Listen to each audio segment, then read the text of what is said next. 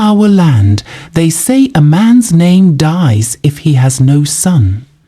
A house full of daughters is a house full of another man's property, but wisdom tells us otherwise. This is the story of Mr. Charles, a wealthy man, a man with land, and a loving wife named Sarah. Yet he was not happy. Why? Because Sarah gave him 4 children, and all were girls. His brothers laughed at him. The village whispered, and the mockery ate at him until love turned to hate. And so Charles made a decision that would tear his family apart, a decision many men make and many men regret. It started on a Tuesday evening. Sarah was in the kitchen, pounding yam for her husband. Her 4 daughters, Anna, Chloe, Emma, and little Kate, helped her. When Charles came home, he didn't look at them. He kicked the door open. Behind him walked a young woman, fair-skinned, loud chewing gum, and her stomach swollen. "Sarah!" Charles shouted. "Pack your things out of the master bedroom. This is Bella. She is carrying my son." Sarah dropped the pestle. "My husband? What did you say?" "Are you deaf?" Charles roared. "You gave me 4 holes. Bella is here to give me a king." That night, the house changed. The side chick became the madam. The wife of 20 years became a housemaid. 6 months later, Bella gave birth. Twin boys. The village erupted. Gunshots, drums, and celebration. Charles killed a cow in joy.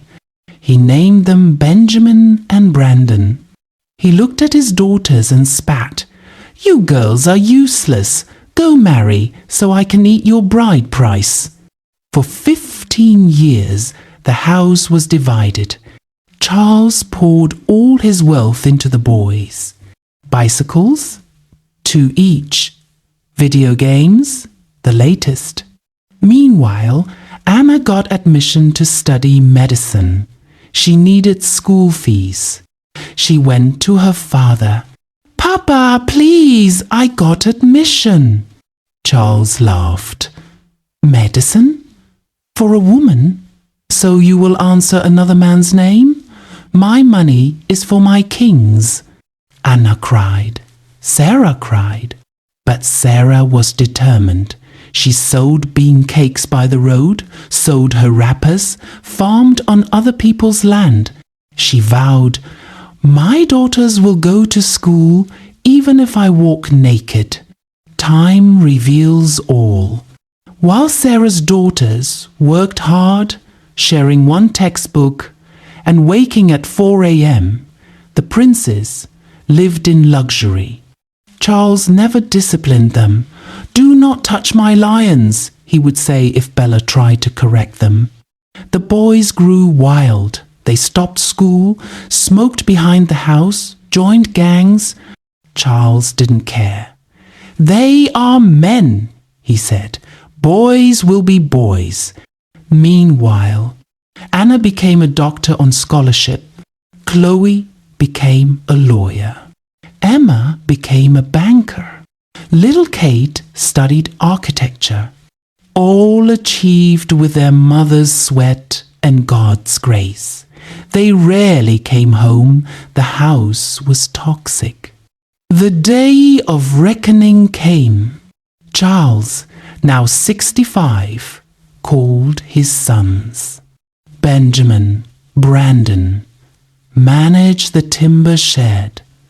I am tired." The boys laughed. "Timber shed? Old man, sell that and give us cash. We're going to Dubai." Charles was shocked. "Sell my legacy?"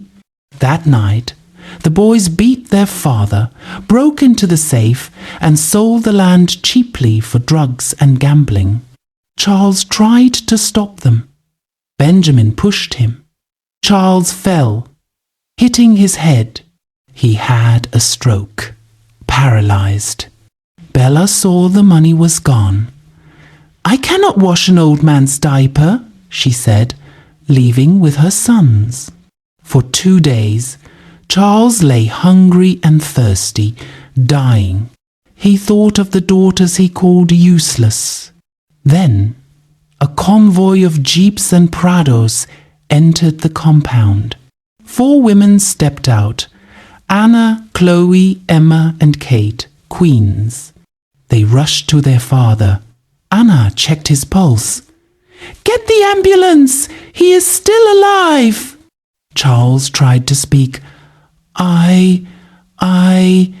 "Shh, Papa," Chloe said. "We are here." They moved him to the best hospital, hired nurses, and brought Sarah to a mansion in the city. It took 6 months for Charles to speak again. On his 66th birthday, his daughters threw a big party. Charles held the microphone, hand shaking. He looked at the useless daughters and at Sarah. Then he looked at empty chairs. His sons were in police custody. "I called you weeds," he sobbed, "but you were the flowers. I looked for kings, not knowing I had queens in my house. Forgive me." Charles lived the rest of his life cared for by the women he rejected. Listen, my people. A child is a child. Gender does not determine success. Character does. The hand that holds your walking stick in old age might just be a female hand.